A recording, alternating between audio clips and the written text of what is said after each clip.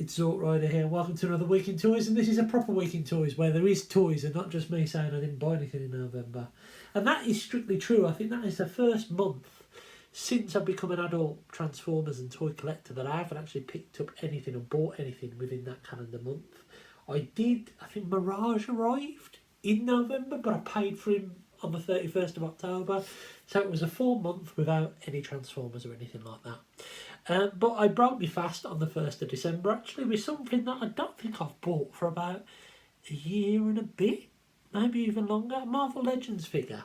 And I picked it up because I was in B&M and they had a fair few of them in there. They've got Shuri and is it Akore, Namor, and a few others, some from the Loki series. But they had zombie Tony Stark here. And I thought, you know what, I'll pick up that because that's pretty awesome. The figure's really restricted, like quite difficult to move around and get into like a zombie-like pose. Goes with 2 sets of hands, 2 blast effect things. But yeah, it was £8 and I thought, well, why not? I had the What If Zombie Captain America. I'm not going to get any more of these, I don't think. Maybe the Zombie Scarlet Witch if that appears in one of them. But yeah, it's alright. I'll try to put a bit more light on it. Yeah. So he's alright. It was £8. So I did that. I popped a B&M to get something. Or some crisps or something random and I saw him on the shelf. So there we go. I then, last Sunday, I went with my son to MCM Comicon in Birmingham, NEC.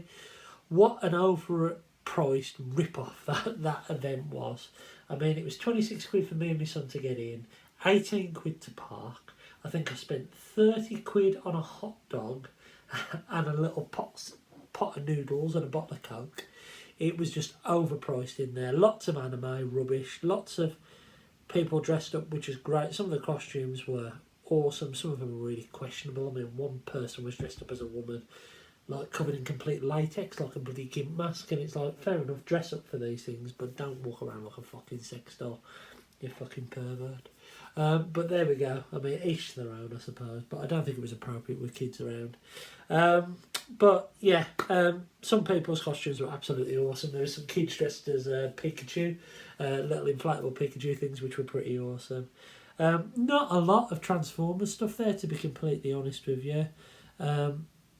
In-Demand Toys was there. The one thing I wanted to pick up, desperately wanted to pick up from there, was Towline, the repaint of Scraphook, and they had all of their sales stuff on stock but no bloody tow lines left, so never mind, I'm still without that tow line. Oliver picked up a few Fortnite bits. I don't think he took a picture of them, but some weapons and a couple of cuddly toys, and I think he had a couple of Funko Pops, Fortnite Funko Pops, which was cool. I had a look round and I found a couple of things. This was from one of the first stores that we saw. And I picked up a couple of reaction figures. I haven't opened them up yet, and today is like, what, the 10th, so this is a week after the event. They had a good few of these on the stall. I think they had Mirage, they had Astro Train, I think they may have had Jazz and Skyfire, or Jetfire. I think they had those. But yeah, I opted for RC because I thought, oh, movie characters, I love my movie characters, so I'll get that. And Blaster, I mean, it just looked really cool, and technically he's a movie bot, isn't he? Technically, I suppose, even though he was in Series 1 and 2, or Series 2. But yeah, I like these reaction figures. I've actually got a couple of them now. I've got Shrapnel, Rumble, I've got Optimus Prime, I've got Alpha Trion, and I've got a Devastator that Rudy Zazu got me as well. So yeah, that puts me up to about 6 of them. So yeah, picked up those, really, really happy with them. And those weren't from In-Demand, they were £10 each. Onto In-Demand Toys now, and I did buy something from In-Demand, a couple of things from In-Demand. I picked up Axel Grease. She was on sale for £15. I weren't really bothered about this figure, to be honest, but because they didn't have tow line, I thought, oh, you know what, I'll get Axel Grease for £15. And I was happy to pay that for this figure. It's quite nice, actually. I think it is a bit better than Scrap Heap or Scrap Hook or whatever his name was. I think this is a better mould. I can see that why they're talking about it potentially being a Transformers animated lockdown. But yeah, Picked him up, 15 quid. Awesome. Now for the big purchase. And this is something, I'll be completely honest with you, I bought it because Shooty hadn't shut up about it, and it was there and there was nothing else I really wanted.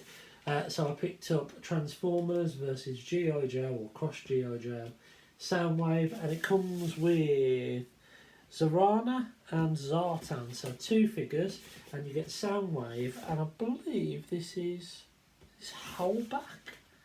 Now it's Ravage. It's Ravage, but it's in Hellback colours. So I'll show you the Joes first. They come in their individual packets. Now what I have done previously with the G.I. Joes that have come with the figure is I have sold them on because Megatron came with Baroness, and I had my original Baroness from when I was a kid, so I thought sell the other one on. And I think Stalker came with Bumblebee, but old Hogwatcher needed to go with him, so I sold on Stalker. But these two, I'm going to keep these and open them up, I think. I'm going to open them up. I'm saving them in the packets until I made this video. So yeah, picked up these, really happy, pretty awesome. Part of the set. And actually, even though it was like 95 quid, I think that Soundwave figure was, I think they were value for money because you get these 2 figures in there. You also get Blue Ravage here, which is the MP mould. Now he's called Ravage, but this is essentially MP Hellback, isn't it? Hellback being the blue version of Ravage that we got. Was it in E-Hobby or somewhere like that? But yeah, it's the MP Ravage mould. Really odd to see that like in a mainline-ish kind of figure. But yeah, it's not a bad mould. Decent little Ravage. And it comes with like this chain part as well, which is pretty cool.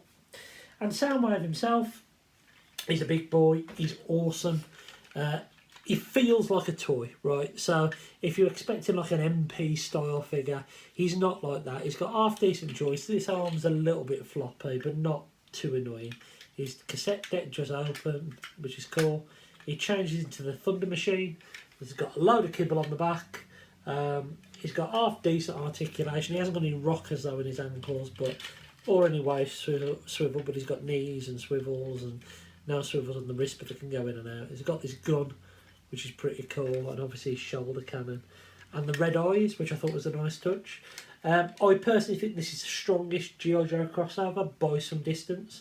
I know people hated on Megatron and hated on B. I really like Megatron. It felt like a toy. And I think sometimes we expect these to be fully, I suppose, action figures and being able to transform perfectly and not have any kibble. And this is about where the alt mode is actually the primary mode. I mean, I'm not going to show it yet in the back of the box here, but you can see it turns into that, which is nothing like Soundwave, and that looks a lot like the original G.I. Joe toy. This is a great version of Soundwave. I know it's not for a lot of people, but I'm really happy I picked it up. And I was feeling a little bit low about toys, to be completely honest. I'd like kind of got off the boil a little bit with them. I hadn't been buying them, which is why I had that break in November. But this has made me really, really enjoy them again. This is an awesome figure, and I really like it. And it might be in my top 10 box of the year. So you get Ravage, Ravage or Hellback, Blue Ravage. You get Soundwave, you get the 2 figures in that set. And I thought that was pretty cool.